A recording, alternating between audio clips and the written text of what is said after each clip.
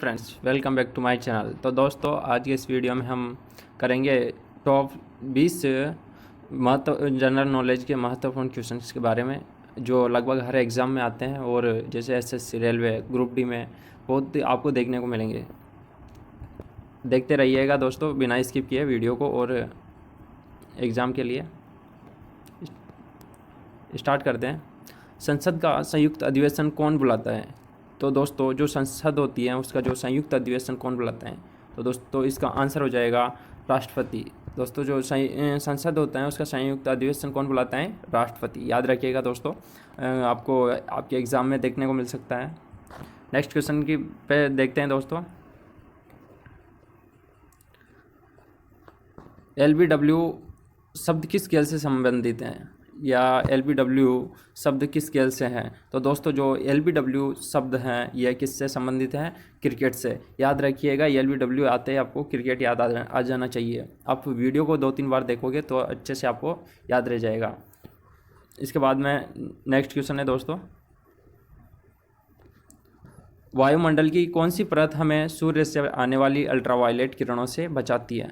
तो दोस्तों, जो वायुमंडल की कौन सी भी ऐसी परत हैं जो सूर्य से जो अल्ट्रावायलेट किरणें आती हैं उनसे बचाती हैं? तो दोस्तों, जो ये ओजोन, ये इसका आंसर हो जाएगा ओजोन परत। दोस्तों, ये ओजोन परत हमारे को जैसे अल्ट्रावायलेट किरणें धरती पर आती हैं इनसे बचाती हैं। और क्योंकि अगर अल्ट्रावायलेट किरणें अगर यहाँ पृथ्वी पर पहुँचती हैं तो उससे कैंसर जैसी, स्किन प्रॉब्लम जैसी बहुत सारी बीमारियाँ होती हैं। इसके बाद में नेक्स्ट क्वेश्चन है दोस्तों, ख्वाजा मोइनुद्दीन चिश्ती की दरगाह कहाँ है? तो दोस्तों, ये लगभग आप सभी को पता होगा। जो ख्वाजा मोइनुद्दीन चिश्ती की दरगाह है वो है अजमेर में। दोस्तों, कहाँ है? अजमेर में।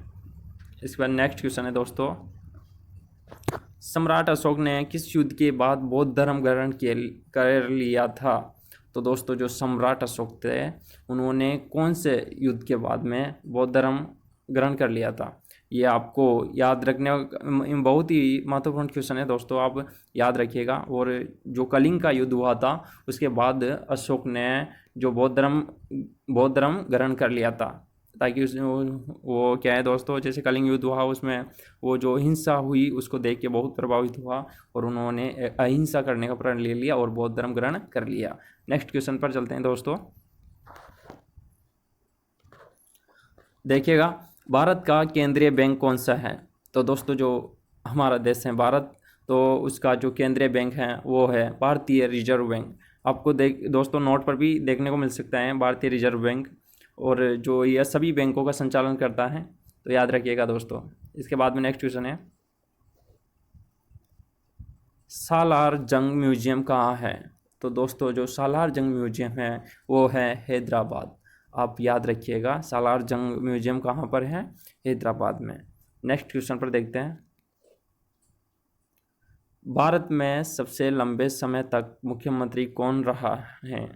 तो दोस्तों, जो भारत में कौन से राज्य में या कौन सा मुख्यमंत्री ऐसा है जो सबसे लंबे कार्यकाल तक रहा है? तो इसका आंसर हो जाएगा दोस्तों ज्योति बसु। कौन हो जाएगा दोस्तों? ज्योति बसु।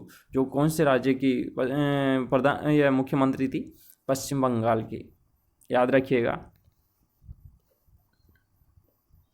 नेक्स्ट क्वेश्चन है, संसार की सबसे लंबी नदी कौन सी है?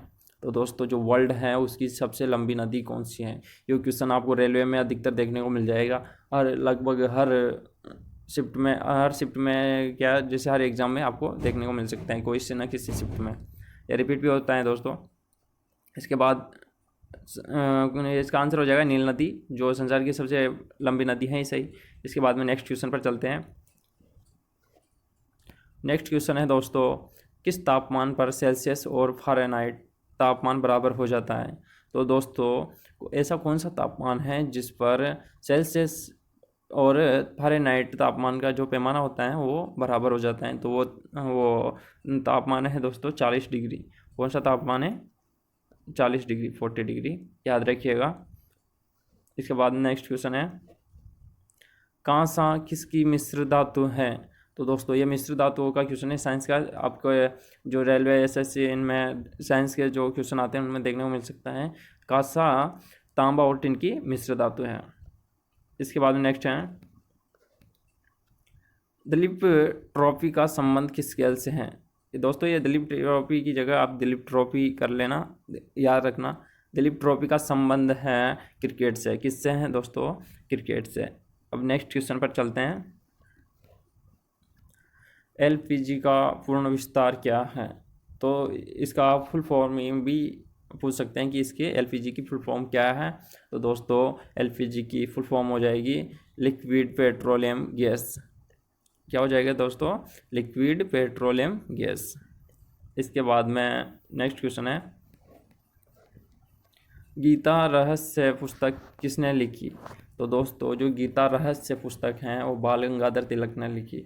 तो दोस्तों लगभग हर एग्जाम में एक न एक पुस्तक का या किसी ग्रंथ जो ये पुस्तकें रहती हैं रचना उनका एक क्वेश्चन आता है। तो अब याद रखिएगा गीता रहस्य पुस्तक किसने लिखी थी? बाल गंगाधर तिलक ने। इसके बाद में नेक्स्ट क्वेश्चन है,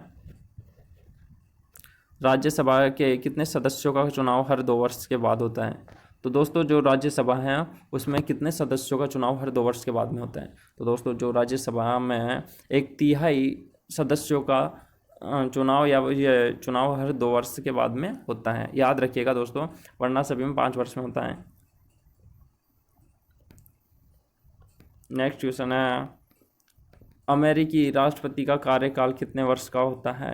तो दोस्तों जो अमेरिकी राष्ट्रपति हैं उसका कार्यकाल कितने वर्ष का होता है? तो दोस्तों उसका कार्यकाल होता है 4 वर्ष। कितना होता है दोस्तों? 4 वर्ष।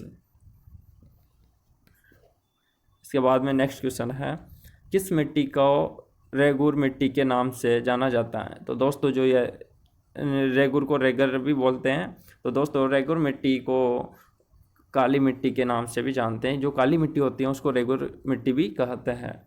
इसके बाद में नेक्स्ट क्वेश्चन है दोस्तों,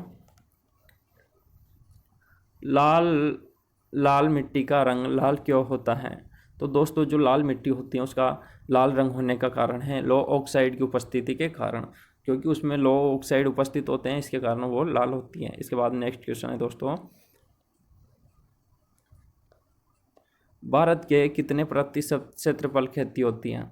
तो दोस्तों जो हमारा देश एक कृषि प्रधान देश है और यहाँ पर लगभग 51% क्षेत्रफल पर क्या होती हैं दोस्तों? खेती होती है, जो कि एक बहुत ही बड़ी मात्रा में है दोस्तों। तो हमारा देश एक खेती पर या कृषि पर निर्भर करता है अधिकतर।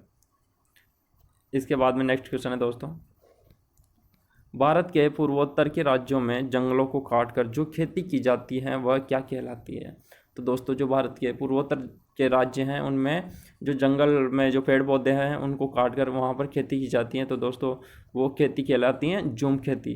तो दोस्तों यह हर 4-5 वर्षों में अलग अलग जगह की जाती हैं। जैसे एक जगह पेड़ों को काटा जाता है, उसके बाद में वहाँ की जो उपजाऊ कम होता है, तो उसके बाद में ये जो आदिवासी लोग हैं उस जगह को छोड़कर दूसरी जगह जाके खेती करते हैं।